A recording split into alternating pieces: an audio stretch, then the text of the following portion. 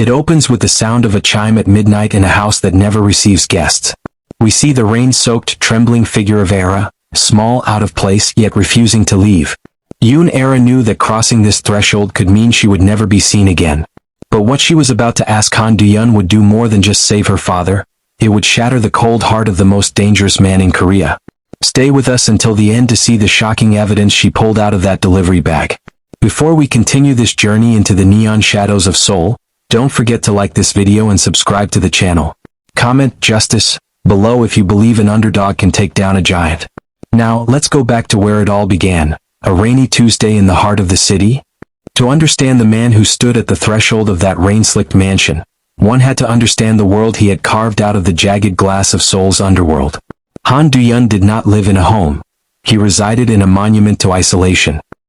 His penthouse was a fortress of brushed steel and floor-to-ceiling windows that looked down upon the neon veins of the city like a god observing an ant farm.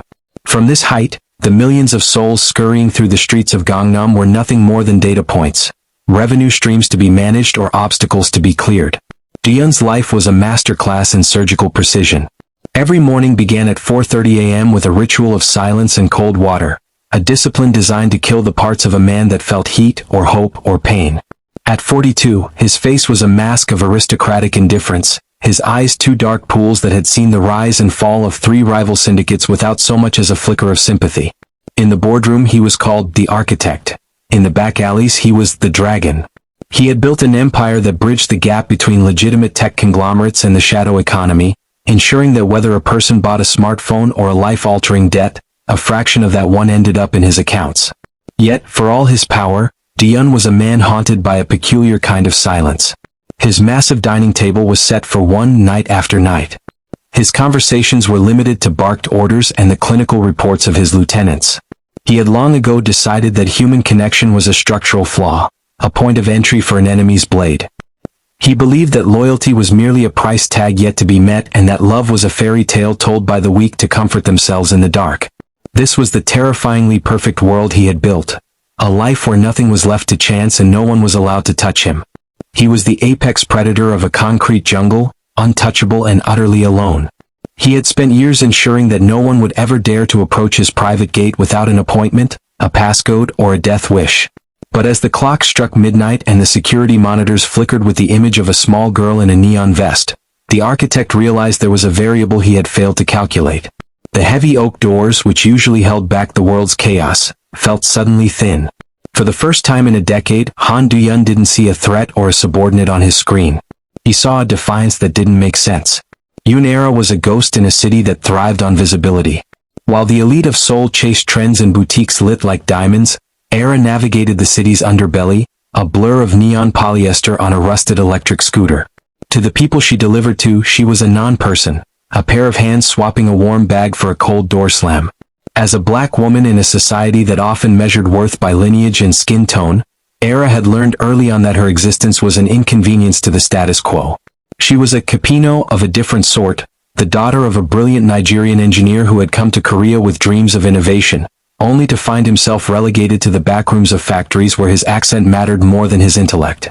Her father, Samuel, was her entire world. He was a man of quiet dignity who spent his evenings teaching Era that the stars looked the same from Lagos as they did from Seoul. But 3 weeks ago that world had imploded.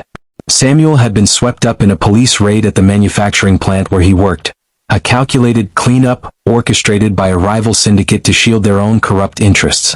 They needed a scapegoat, and an immigrant with no connections was the perfect target. The evidence was planted with professional cruelty. A briefcase of illicit ledgers and a confession Samuel couldn't even read. Era had spent every one she possessed on a lawyer who took her money and then stopped answering her calls. She had worked 20-hour shifts, fueled by convenience store caffeine and the image of her father's hollowed eyes behind a glass partition.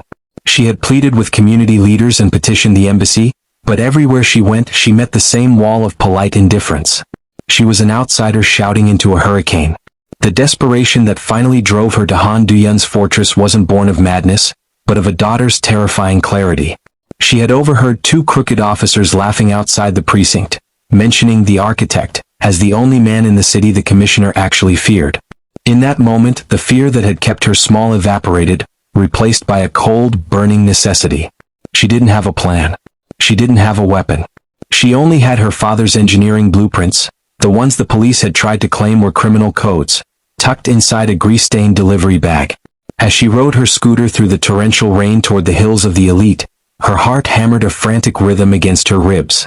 Every instinct told her to run, to hide, to accept the defeat the city had dealt her. But as she stood before the towering iron gates of the mansion, soaked to the bone and shivering, Yoon Era realized she had already lost everything else. The man inside was a monster, yes, but he was the only monster powerful enough to kill the ones who had taken her father. The heavy door didn't just open. It receded, a silent mechanical yawn that revealed a foyer of cold limestone and shadows. Han Du-yeon stood there, framed by the amber glow of a minimalist chandelier. He looked less like a man and more like a statue carved from obsidian. His gaze swept over Era, lingering on her soaked sneakers and the neon delivery vest that seemed to vibrate against the expensive stillness of his home. He didn't speak. He simply waited for the intruder to realize the magnitude of her mistake. "I don't have an order for you," he said finally, his voice a low melodic velvet that carried the weight of a threat. "And I don't have patience for mistakes. Leave before the security team arrives." Era's breath hitched, but she didn't move. She reached into her thermal bag, a movement so sudden that Du-yeon's posture stiffened, his hand twitching toward the inner pocket of his blazer. But instead of a weapon, she pulled out a bundle of architectural blueprints, protected by a plastic sleeve but still stained with the grime of the city. She held them out like a shield. "I know who you are," Era said, her voice trembling but gaining strength with every syllable. "I know you own the streets they say my father defiled. I know the police don't move unless you allow it." Du-yeon glanced at the papers, his lip curling in a faint, cynical sneer. "If you're here for a handout, little girl, you've come to the wrong house. I don't buy sob stories and I don't fund lost causes." "I don't want your money," she snapped, the fire of her desperation finally catching light. The statement hung in the air, a rare anomaly in a house where everything had a price. Du-yeon's eyes narrowed, intrigued despite himself.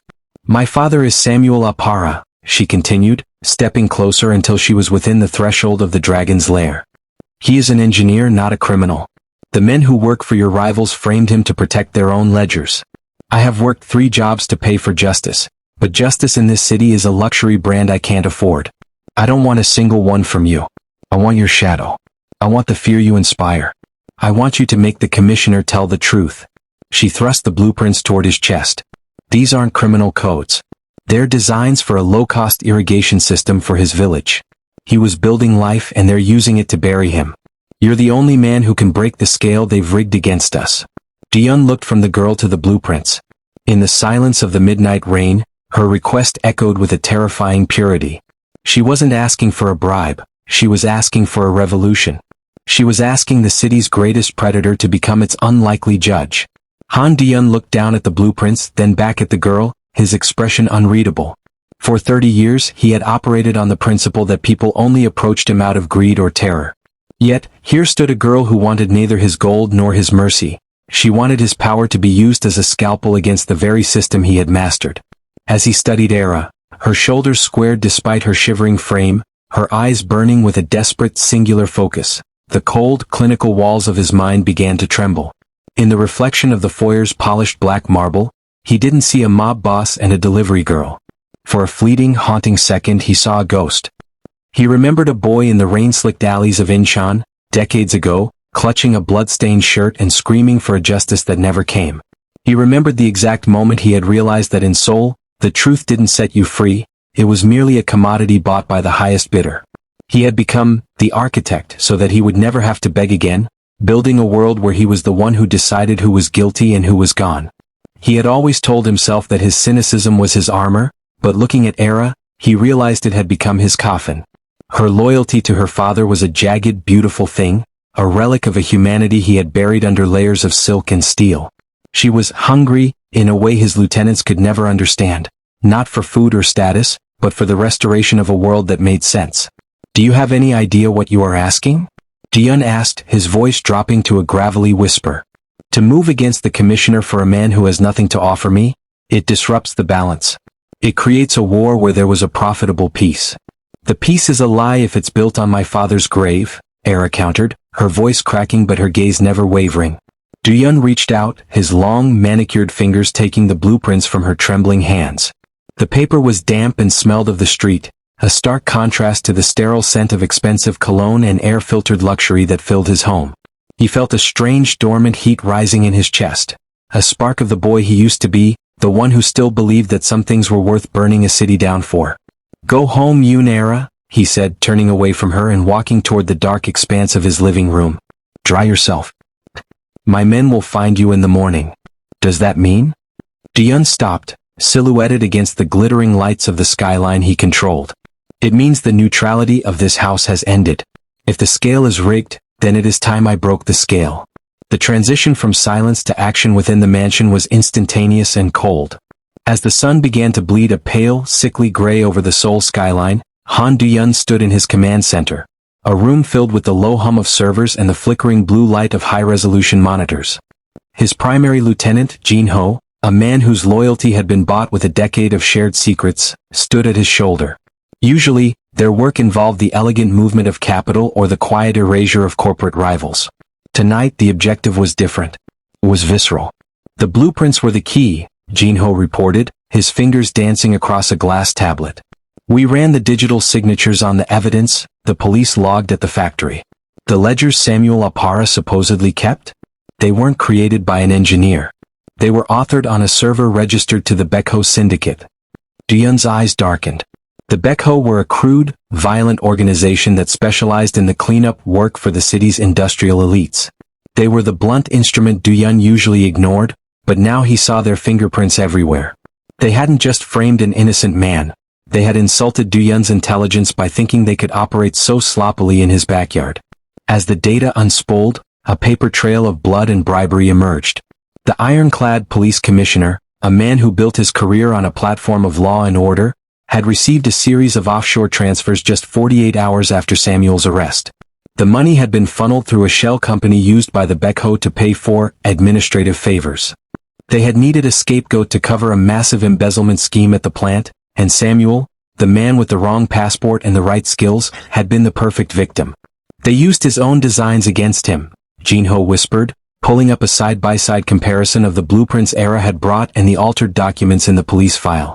"They took his irrigation schematics and overlaid them with encrypted bank routing codes. To an untrained judge, it looks like a high-level money laundering map. It's a professional execution of a character assassination." Du-yeon watched the screen, his jaw tight. He thought of Era, likely sitting in her cramped apartment, waiting for a sign of hope. He saw the systematic way the city's machinery had ground her father down, turning a man's life's work into his death warrant. The Baekho thought they were being clever, playing a game of shadows that usually went unnoticed. But they had forgotten one fundamental truth about the Dragon of Seoul. He didn't just inhabit the shadows, he owned them. "Find the physical servers," Du-yeon commanded, his voice a low, lethal vibration. "And find the men who signed off on those transfers. I want the names of every officer who touched Samuel Apara's file. We aren't just going to clear his name. We are going to burn the trail they left behind." The hunt began in the hour before dawn, when the rain had tapered off into a clinging oily mist that blurred the neon signs of the Mapo district. Du-yeon did not send a small army, he sent ghosts. Under his command, the city's complex nervous system of back-alley informants and digital trackers hummed to life. While the rest of Seoul slept, his enforcers moved through the neon shadows, the lightless spaces between skyscrapers where the real ledger of the city was kept. In a cramped, smoke-filled internet cafe in an alleyway off Sinchon, Jin-ho's team cornered the Baekho's lead coder, a man who thought his encryption made him invisible. They didn't use fire or blades. They used the cold, crushing weight of Du-yeon's reputation. Within minutes, the man's trembling fingers were bypassing the very back doors he had built, retrieving the original, unedited irrigation files Samuel had created. The digital theft was silent, a heist of truth occurring in a room that smelled of stale ramen and desperation. Simultaneously, two of Du-yeon's most trusted collectors visited a waterfront warehouse where the physical evidence was being staged for destruction. The air was thick with the scent of salt and diesel. They moved with the surgical grace Du-yeon demanded, intercepting a courier who carried the hard drives containing the commissioner's private communications. There was a brief, violent struggle, a muffled scuffle against a shipping container, but the outcome was never in doubt. The dragon's reach was absolute. By 4 a.m., the evidence was flowing back to the mansion like a dark river. Every bribe, every altered timestamp, and every recorded conversation between the Beko syndicate and the precinct was being catalogued. They found the smoking gun, a voice memo from the commissioner himself, grumbling about how easy it was to bury a foreigner to save a local contract. Duyun sat in his study, watching the progress bars on his monitors climb toward completion. He held a glass of untouched whiskey, his eyes fixed on the rain-streaked window. He could feel the city's underbelly shifting, the power dynamics of the night buckling under his pressure. The Beko and the corrupt officers thought they were playing a game of chess against a defenseless girl. They hadn't realized that the moment Era knocked on his door, the game had ended. The evidence was no longer just data, it was a noose. And Duyun was ready to pull. The car that arrived at Era's cramped apartment was a silent, black specter that felt more like a hearse than a rescue. As she sat in the back seat, still wearing her damp delivery vest, the city lights blurred into a smear of cold white and blue. She had spent the last few hours in the hollow silence of her room, convinced that her midnight plea had been nothing more than the final delusion of a desperate daughter. A man like Han Duyun didn't save people, he managed them. She assumed she was being summoned to be silenced, or perhaps to be told that her father's fate was a price he wasn't willing to pay. When the vehicle pulled into the limestone driveway of the mansion, the air felt even heavier than the night before. She was escorted through the foyer, her heart a frantic bird trapped in her chest. The house was silent, save for the muffled ticking of a grandfather clock that sounded like a countdown. The guard stopped at the heavy mahogany doors of Duyun's private study and gestured for her to enter. Era stepped inside, her eyes immediately finding Duyun. He was seated behind his desk, perfectly composed, a glass of water and a stack of folders before him. But it was the other man in the room who made her breath stop. Seated in a low chair, looking suddenly small and stripped of his ironclad authority, was Police Commissioner Park. The man who had ignored her emails, who had signed the warrant for her father's arrest, and who had stood on television promising to cleanse the city. He wasn't the giant she remembered. He was a man trembling so violently that the ice in the glass he held rattled like a warning bell. "You're late," Duyun said, his voice a calm, lethal velvet. He didn't look at the commissioner. His eyes were fixed on Era. "I told you that your father was a variable I hadn't calculated. It turns out the commissioner here made the same mistake." "Mr. Torino, Duyun, please," the commissioner stammered, his face a sickly shade of gray. "We can settle this."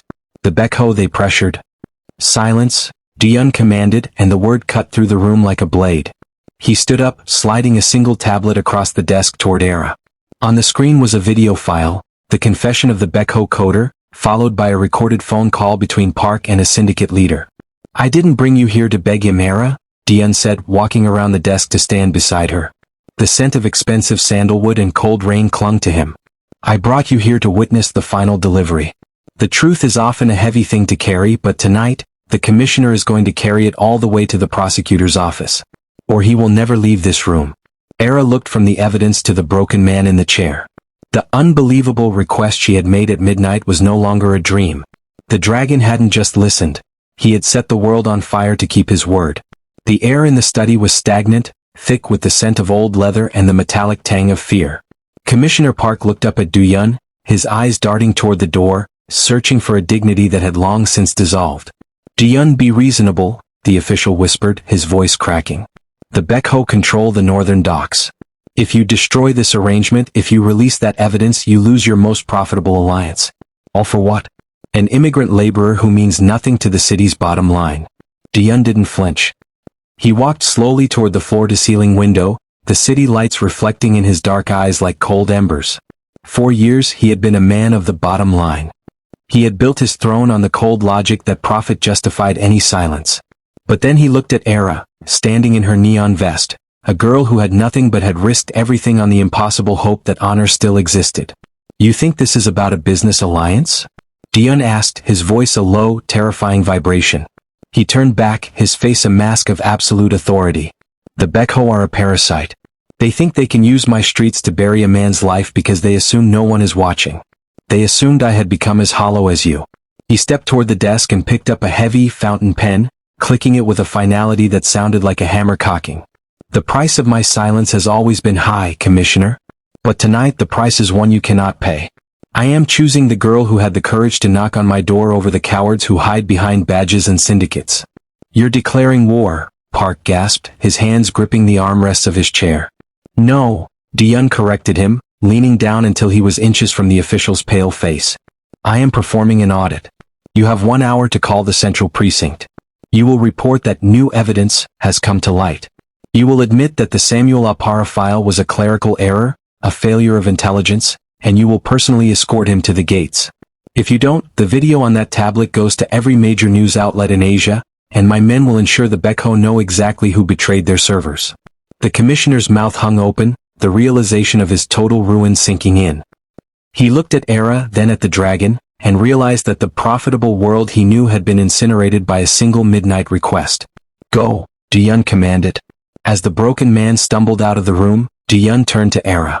The coldness was still there, but beneath it, the boy from the Incheon rain finally found peace. "The car is waiting.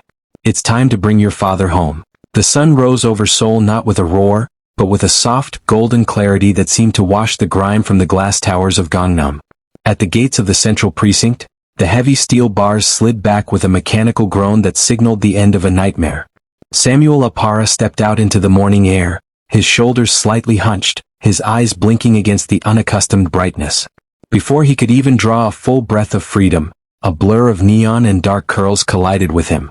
Era held her father with a strength that defied her small frame, her face buried in his chest as the silent sobs of 3 weeks of terror finally broke into a river of relief. A few yards away, idling at the curb, sat the black sedan that had carried them into the heart of the storm.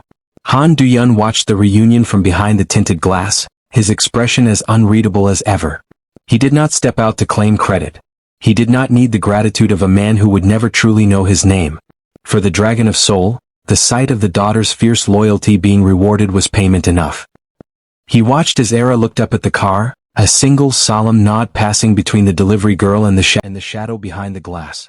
Then the sedan pulled away, merging into the waking traffic of a city that had no idea its foundations had shifted.